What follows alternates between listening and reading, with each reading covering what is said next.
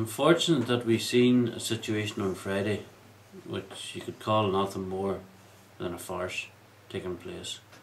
But nothing surprises us nowadays, and as usual the people who paid the heaviest price of all are left out of the equation. Policing and justice should be no different here than in any other part of the United Kingdom. End of story. And I would ask you, would it be acceptable in the rest of the United Kingdom what we're asked to accept?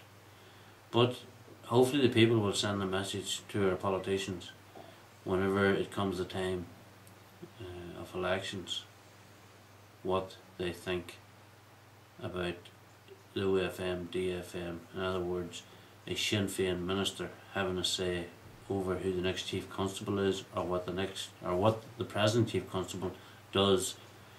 But I want to move on from there to send this message to our politicians. We came through 35 years of butchery, because what we see taking place today is exactly what took place in the early 70s, when it was supposed to be policing and justice under Stormont, under unionist control, where the IRA were allowed to do and get away with things they should never have got away with. And unfortunately, too many people were in positions who knew nothing whatsoever about how to deal with terrorists. We're saying to them now that we're not going to sit back and wait for that situation to happen again. We have looked at this, and from a human rights perspective, which Republicans are quite fond of using in holding the state accountable for actions whenever they actually were legit actions in taking out terrorists, and should have happened a lot oftener than what it did.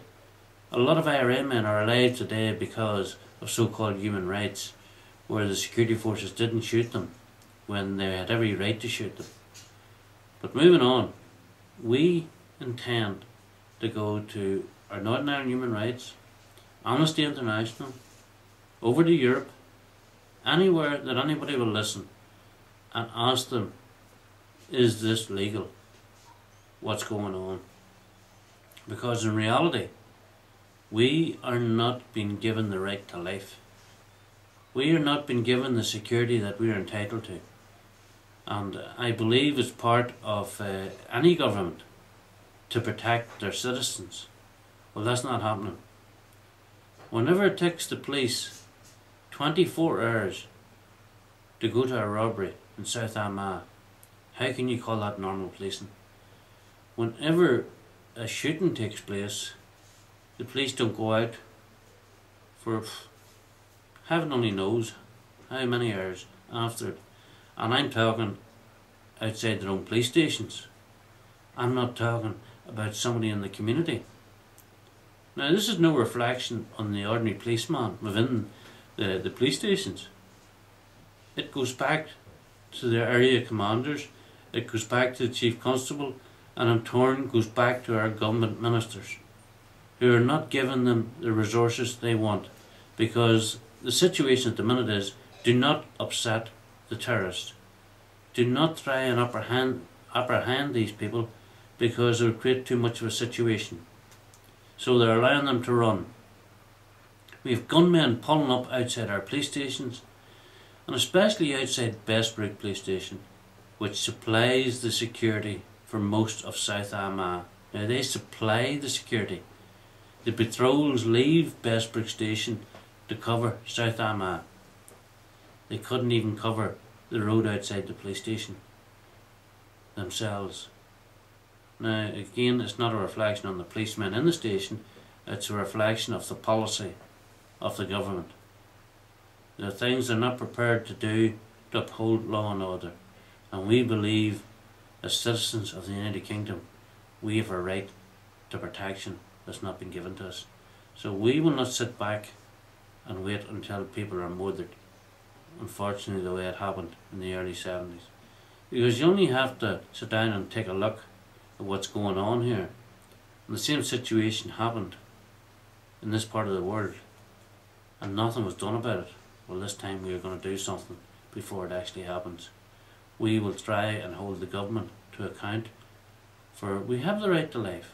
We have the right to entitlement to get protection so that we can live free from fear and intimidation. That's not happening. It may happen in other parts of Northern Ireland, and I wish them well, and it's what they're entitled to. But I had asked them not to forget about the people who have paid the heaviest price of all, and the areas that have paid the heaviest price of all. Why do you think the majority of areas that suffered did not support any agreement? Because they seen what we now have coming to fruition. They seen it before it happened, because they know the terrorists too well. Now, most people would go, if you need your car fixed, you would go to a mechanic. In Northern Ireland here, the politicians, when they need advice about how terrorists operate, they don't go to the people who know best. They go to the people who know least. And then they will say they have information from the police, and the police is keeping them updated.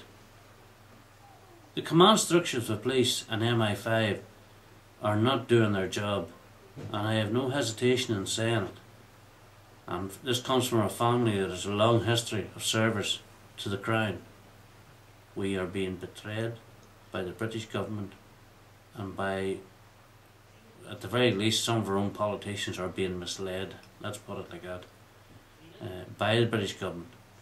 Because if they had a genuine interest in what was taking place here, they made a commitment that they would deal with terrorists in Northern Ireland. They certainly did. They put them into some of the best jobs in the country. They gave them top wages. They're now talking about putting them in charge of policing and justice. And we can say it's not a minister from Sinn Féin that's going to be in this job, but he is answerable to the OFM DFM office, which includes the DUP and Sinn Féin. You can dress it up, colour it in, do whatever you want with it, but the reality is that the Alliance, if they take this post, they are answerable to Sinn Féin IRA, who in turn are answerable to the IRA Army Council. And people can dress it up all the way they want, or any way they want. But I will debate that with anybody, anywhere, anytime. And we've heard people coming out now saying they have went and met people in certain communities. Well, I would ask you to come and meet people within our communities for public debates. Let's have the public debate with the people within the community, and let's see the answer you get. Because I believe it's not the misrepresentation that you are putting out at the minute. Maybe I'm wrong. Maybe people have rolled over and forgot what their country is all about, but we certainly haven't. And if we are in the minority, so be it.